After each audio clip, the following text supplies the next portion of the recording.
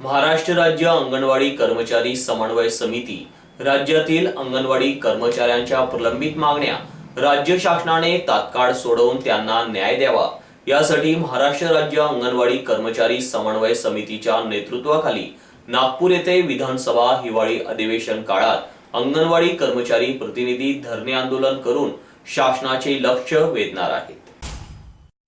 महाराष्ट्रातील हजारो अंगणवाडी सेविका आणि मदतनीसांच्या विविध प्रलंबित मागण्यांकडे शासनाचे लक्ष वेधण्यासाठी महाराष्ट्र राज्य अंगणवाडी कर्मचारी समन्वय समिती निर्णायक पावले उचलत आहे। दीर्घकाळापासून शासन दरबारी रखडलेल्या मागण्या मार्गी न लागताच या कर्मचाऱ्यांच्या संयमाचे वलय आता तुटू लागले असून त्यांना न्याय मिळवून देण्यासाठी समितीने हिवाळी अधिवेशनाच्या पार्श्वभूमीवर नागपूरमध्ये मोठे आंदोलन उभारण्याचा निर्णय घेतला आहे।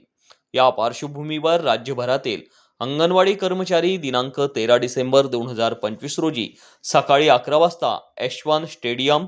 धंतोली नागपूर येथे एकत्र येऊन ठाम निर्धाराने धरणे आंदोलन करणार आहेत।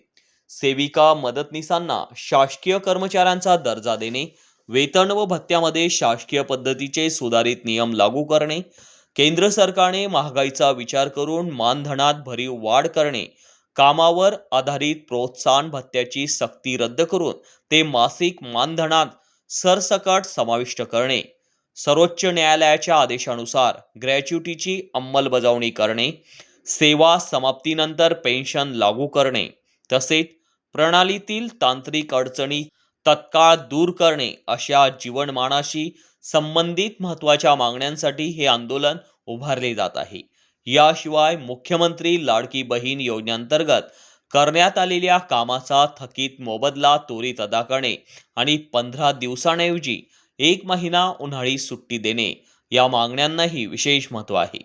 या इतिहास घडवणाऱ्या आंदोलनासाठी अंगणवाडी कर्मचारी एक दिलाने पुढे यावेत, धरणे आंदोलन भक्कमपणे यशस्वी करावे असे आवाहन समन्वय समितीचे निमंत्रक श्री युवराज बैसाणे, संजय मापले, जयश्री बाबळे,